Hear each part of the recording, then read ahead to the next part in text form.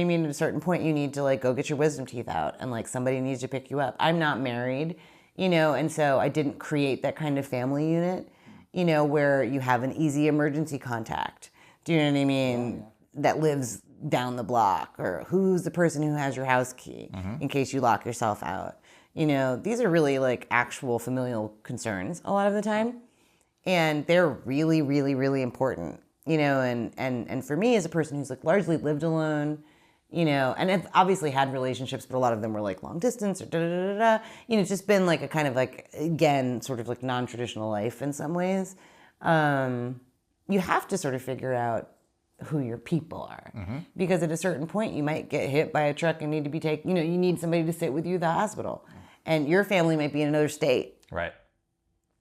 So who are the people, that you can count on that are around you? And you don't always want to count on your mom and your dad. Your stepmom, it's like at a certain point, I don't want them as my emergency contact, actually. It's embarrassing. Who's your emergency? How old are you? 44. Who's your emergency contact? Mommy.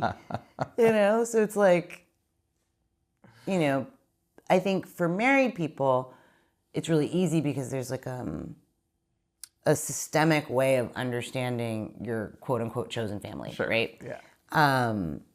And for people who are not married, you have to really fight. And this, like, you can think about this in terms of queerness, you can think about it in terms of all sorts of things, but for any kind of person who is not sort of a part of institutionalized family, you have to work really hard, to sort of make sure that you have the things that you need. So I think that there's like a really strong component of support and need and really basic stuff that we didn't like start dealing with everybody else's annoyances and smells and opinions and like just things that like you don't want them to do with people who are literally not you, like interrupting your flow all the time. Like we don't do that just because it's fun. Right, you do it because we do it also because we need, right? Like if we lived in the cave and it was 1,000,000 years ago, like it's like you need some people around. Somebody could beat you up, right? Somebody's got to go get the food. Somebody's got to keep the fire going.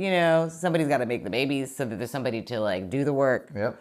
You need the unit. That's very important. And so I think that there's like, I think we forget about the actual fact that family serves a function. And even if we don't think about the world the way that we used to think about the world, like it serves a function. Right. That's the history. Mm-hmm. Yeah.